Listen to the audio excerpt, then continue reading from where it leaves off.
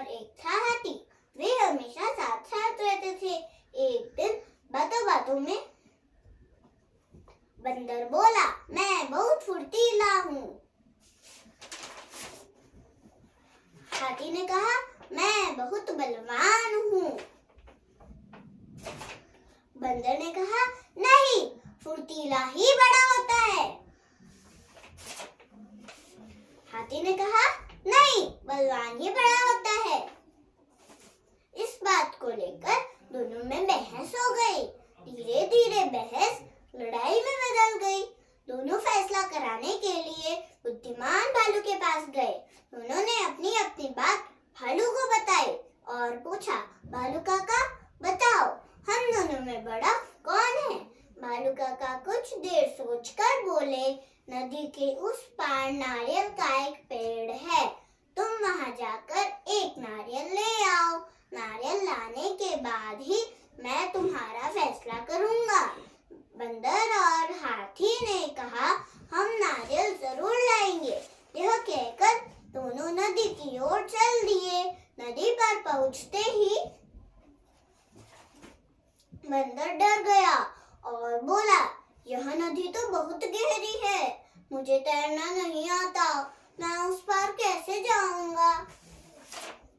हाथी बोला, दोस्त तुम डरो मत, तुम मेरी पीठ पर बैठ जाओ, मैं तुम्हें उस पार ले जाऊंगा।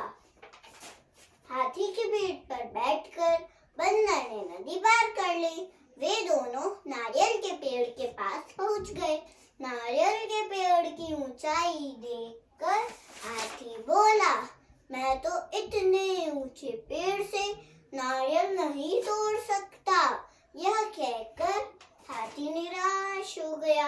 हाथी को निराश देखकर बंदर बोला, दोस्त तुम चिंता मत करो, मैं पेड़ पर चढ़कर नारियल ले आऊंगा।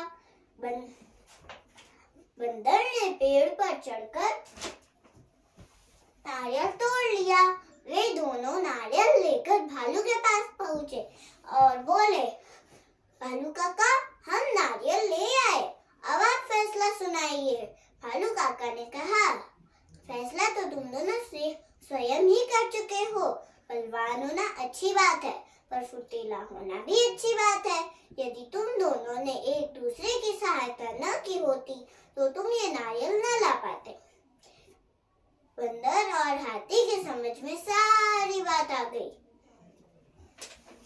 बंदर ने हाथी से कहा, हाथी भैया आप बहुत बलवान हो, मैं आपकी ताकत को मान गया हूँ।